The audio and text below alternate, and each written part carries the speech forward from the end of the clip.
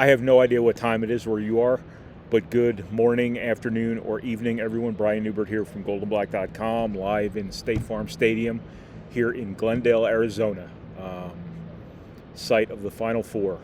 This was day one for Purdue, basically at the NCAA tournament. Things to do anyway. Today was basically their first of two media days for all the teams here. The game obviously is this weekend. But this was our first day here in the building, and just figured I would do a quick wrap video from today's events, if you want to call them events.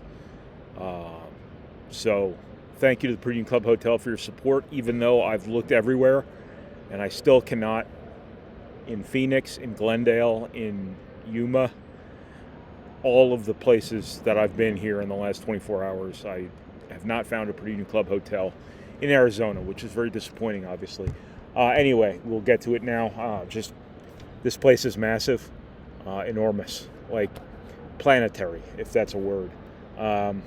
Really, really interesting basketball environment that I think will be much more energized than some of the games I've seen in football stadiums in the NCAA tournament over the years that tend to feel like you're standing on the moon because they're not as full and as energized as this one's going to be. The games I've covered in football stadiums, aside from the Indy bubble, which shouldn't count, that was distorted reality in its finest. We're here, and the Dome in the Dome in Houston years back, those were not Final Four games, obviously. Those were Sweet 16 games. And the Sweet 16 obviously is not packed like the Final Four will be. This place is going to be really, really fascinating on Saturday night. I've always wanted to cover one of these things. It's not about me, but this is really exciting from a professional standpoint. Has nothing to do with Purdue being here. It just has to do with the fact that I've always wanted to cover one of these things, and it is very exciting to get to do so.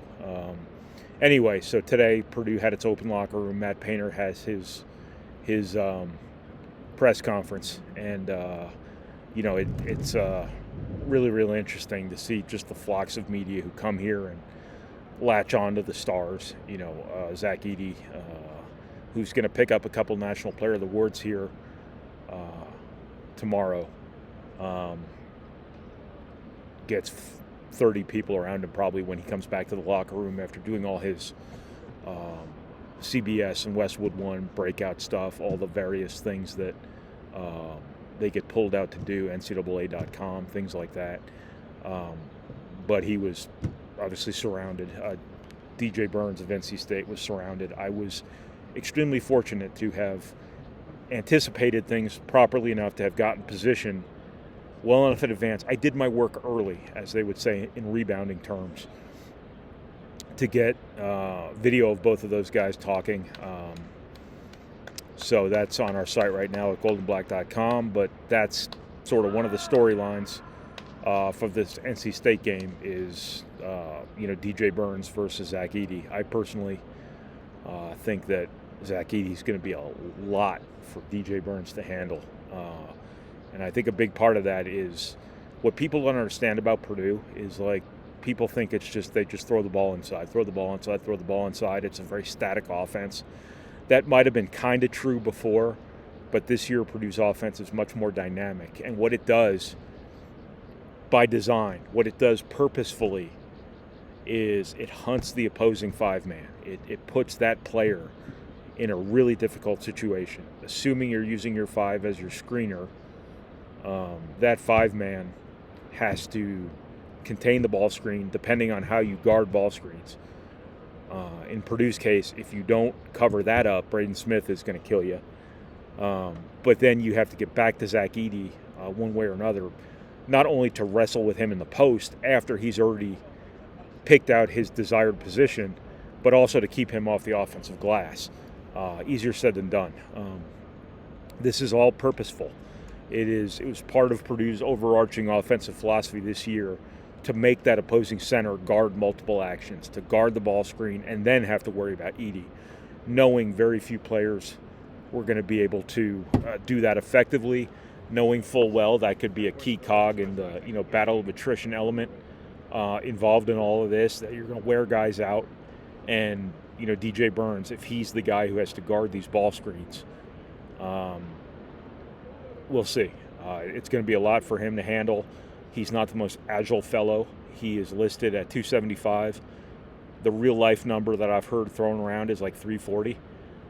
So this is going to be a lot for him to handle on top of the however many inches he gives up to Zach-Edey, on top of the power of Zach-Edey and the lower body strength of Zach-Edey, and on down the line, all of this stuff.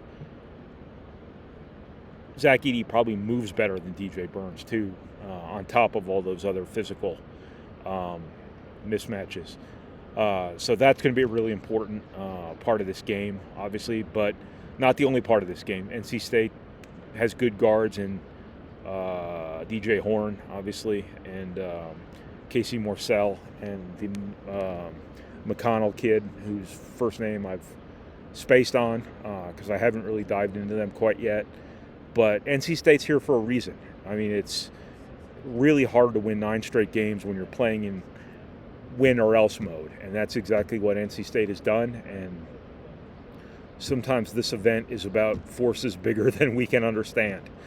And NC State's on a heater here at the right time. They've beaten good teams to get here. This isn't a fluke. This isn't luck. This is them just clicking at the right time. And that's kind of the nature of the NCAA tournament. So take NC State lightly at your own peril.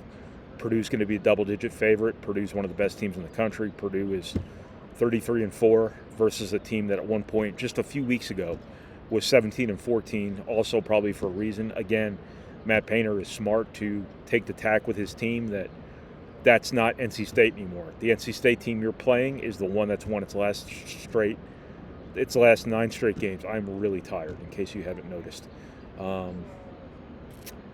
So this is not the NC State team that was about to get its coach fired, that ended the regular season on a 4-game losing streak. It is the NC State team.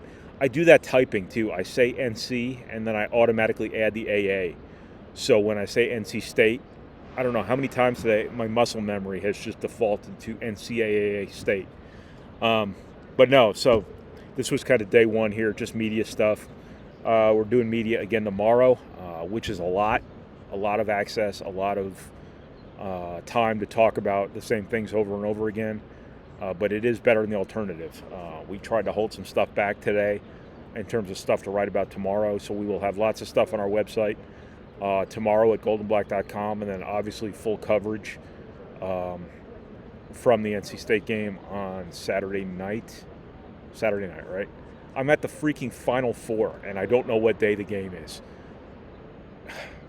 Anyway, that's what I got from here, whatever day it is. I think it's Thursday in Glendale, Arizona. So like and subscribe if you haven't already. If you haven't found, if you're only now finding this, chances are you've not been really dialed in all season. But if you're just on the Purdue bandwagon, hey, subscribe to goldenblack.com. You'll probably like it. Here we are at the Final Four, and I will talk to you guys again tomorrow. I'll do one of these after tomorrow as well. I don't know what I'll talk about, but I'll find something. So thanks, everybody. Thank you for watching. Thank you for reading. Thank you for listening. And thank you for processing our materials, however it is you process our materials. And thank you once again to the Purdue Club Hotel. We appreciate your support as always. And thanks, everybody.